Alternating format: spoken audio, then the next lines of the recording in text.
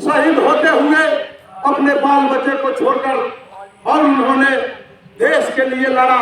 जो पारू का धरती भी आज नमन के नाम से जाना जाता है, उनको नमन किया जाता है। साल में एक बार हम लोग शहीद दिवस वहां भी मनाते हैं। साथियों, देश में बहुत से ऐसे महापुरुष हैं जो अपने पेट में गमछा बांधकर, उस वक्त भोजन तक नसीब नहीं था, उस वक्त लड़ाई लड़ने का काम किया।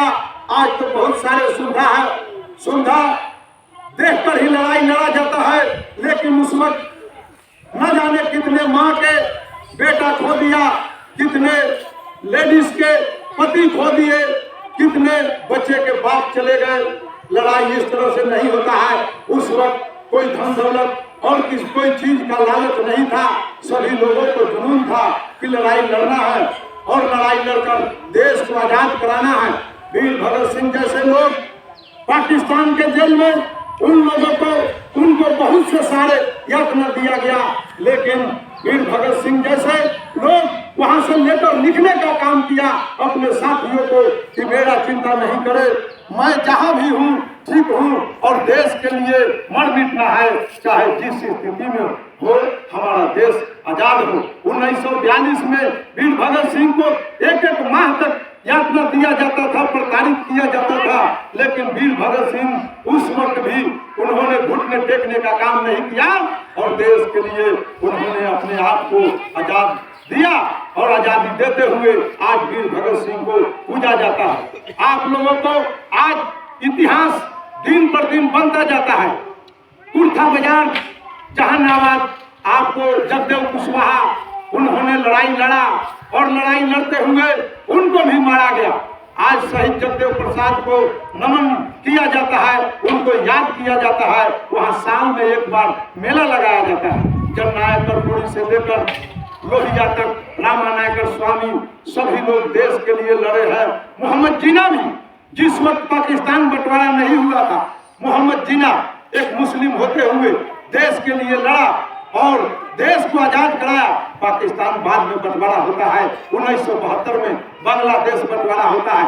तो हमारे देश से ऐसे ऐसे देश हैं जो अलग हुए हैं और अलग होने से पहले देश को सभी साथी ने मिलकर आजाद कराया। आपको अब्दुल कलाम, हमारे देश के पहला वैज्ञानिक, जो हमारे देश में भी वैज्ञानिक पैदा हुआ, और डॉक्टर अब्दुल कलाम वैज्ञानिक होते हुए हमारे देश के लिए काम किया।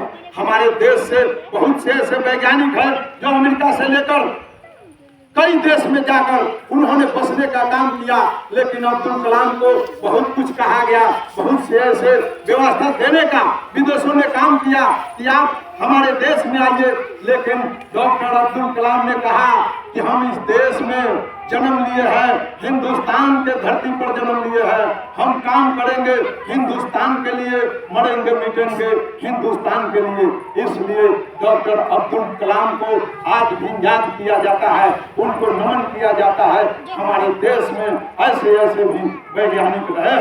साथियों, जैसे जैसे समय बीतता जाता है वैसे वैसे आपके क्षेत्र में, आपके विधानसभा, लोकसभा, आपके देश में एक एक चीज, एक एक नेता पैदा होते हैं और कार्यकलाप करके जाते हैं। जो जैसा करके जाता है उनका वैसा ही गुणगान होता है।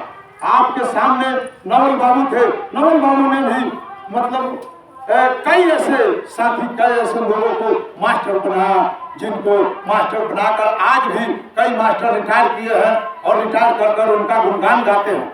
आपको शिवशरण सिंह जैसे लोग, जिन्होंने अपने बच्चे के लिए कोई अर्जित नहीं किया, तो आज भी शिवशरण सिंह का नाम लिया जाता है। राम विचार है जैसे लोग आज इस क्षेत्र में काम करते गए हैं, तो उनको ये धरती आज भी कभी भी याद करेगा, याद करता रहेगा। इसीलिए छोटा हो या बड़ा हो, देश में, क्षेत्र में आदमी काम करता है, जैसे जैसे काम कीजिएगा वैसे वैसे आपका नाम रहेगा, आप नहीं भी रहिएगा, आपको याद किया जाएगा।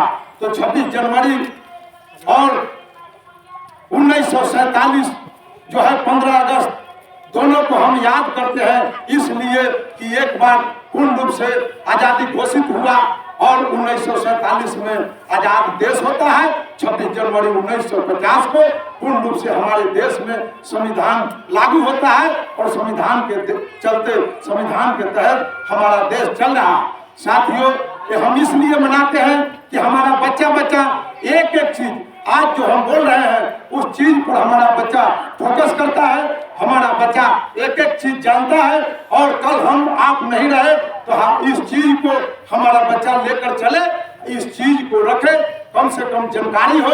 इसलिए हम 15 अगस्त 26 जनवरी मनाते हैं और इस मौके पर ये हिंदुस्तान है। हिंदुस्तान में हिंदू, मुस्लिम, सिख, ईसाई जो है सभी भाई भाई है और इस देश में यही एक हिंदुस्तान है जो सभी जाति, सभी धर्म, सभी साथी को रहने का हक दिया गया है, जो हिंदुस्तान में बस चुका है। आज चाहे वो किसी धर्म या किसी जाति से हो, उनको बाहर नहीं किया जाता है, किया जाएगा या नहीं कभी भी प्रताड़ना का हक उसको मिलता है। इसलिए संविधान पूरे विश्व में हिंदुस्तान का संविधान सर्वोपरि है। हम विशेष नहीं बोलेंगे कारण कि कई जगह भी जाना है। जय हिंद, जय भारत।